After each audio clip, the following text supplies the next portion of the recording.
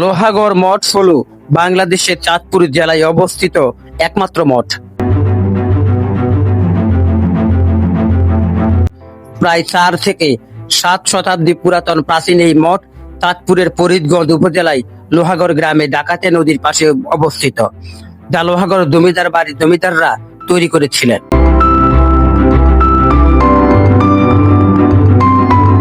লোহাগড় জমিদার বাড়ির দুজন জমিদার লৌহ এবং গহর নামানুসারে এলাকাটির নাম রাখা হয় লোহাগড়।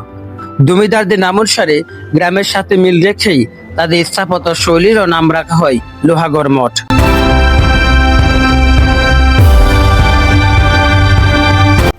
আজ থেকে প্রায় 4 থেকে 700 বছর পূর্বে লোহাগড় জমিদার বাড়ির জমিদাররা এই এলাকাটিতে রাজত্ব করতেন। মাঠের মতো বিশালাকার দুটি প্রাসাদ, এই প্রাসাদেরই জমিদাররা তাদের বিচার কার্য সম্পাদন করতেন। বিভিন্ন তথ্য জানা যায়, স্থাপত্য শৈলী 2 রাজা লৌহ এবং গহর ছিলেন অত্যাচারী রাজা। তাদের ভয়ে কেউ মঠ সংলগ্ন রাস্তা দিয়ে যেতে শব্দ করত না।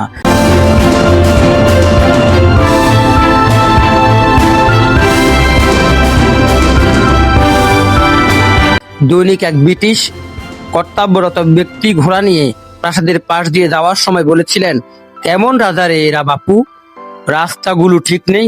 পরবর্তীতে এ কথা জমিদারদের গোলামরা শোনে, লৌহ ও গড়কে অবহিত করে।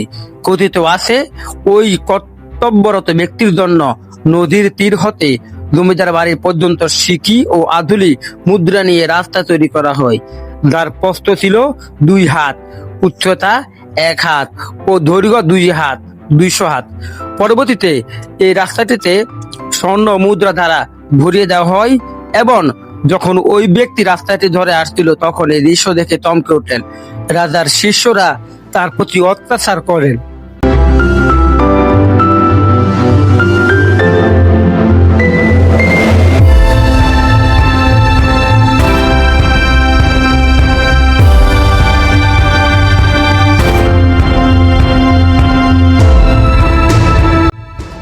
জমিদার আমলে সাধারণ মানুষ এদের বাড়ির সামনে দিয়ে চলাফেরা করতে পারত না। জমিদার বাড়ির সামনে দিয়ে ভয়ে যাওয়ার ডাকাতিয়া নদীর নৌকা চলাচল করত নিঃশব্দে। ডাকাতিয়া নদীর কূলে তাদের বাড়ির অবস্থানের নির্দেশনা স্বরূপ সুউচ্চ মঠটি নির্মাণ করেন। তাদের আর্থিক প্রতিপত্তির নির্দেশন স্বরূপ তারা মঠের শিখরে একটা স্বর্ণদপ স্থাপন করেন।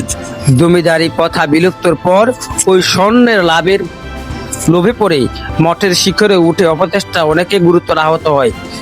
শুধু তাই নয়, কেউ কেউ মৃত্যুবরণ করেছে বলেও শোনা যায়।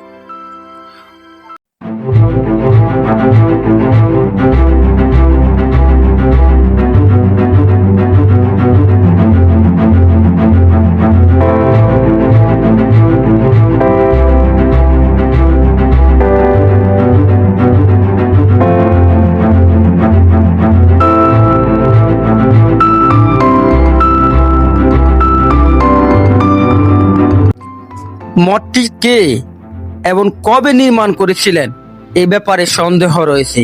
তবে কিছু সূত্র থেকে জানা যায় যে ওই 2 ভাই এই মঠটি নির্মাণ করেছিলেন। শুরুতে এখানে পাশাপাশি 5টি মঠ ছিল, তবে বর্তমানে এখানে মাত্র 3টি মঠ অবশিষ্ট রয়েছে। বর্তমানে টিকে থাকা 3টি মঠ ভিন্ন ভিন্ন উচ্চতার। সবচেয়ে লম্বা মঠটি সবচেয়ে সুন্দর, যেটি উপরিভাগে নিম্নভাগের চেয়ে অনেক বেশি নকশার কাজ রয়েছে। এই মঠটির উপরিভাগে দেখতে অনেকটা প্যাগোডার উপরিভাগের মতো। মঠটির উপরে কয়েকটি গর্ত রয়েছে, যেখানে টিয়া পাখি বাস করে। মানুষজন মঠগুলোর নিকট খুব কম যাওয়ার বহু বছর ধরে এগুলো জঙ্গলে ঢেকেছিল। মানুষজন মনে করত মঠগুলো খারাপ আত্মায় আনাগোনা রয়েছে এবং এসব খারাপ আত্মা মানুষকে নিয়ে যায় অথবা হত্যা করে। আর এই কারণেই অনেক বছর মানুষজন একা এই মঠের কাছে যাওয়ার সাহস করেনি।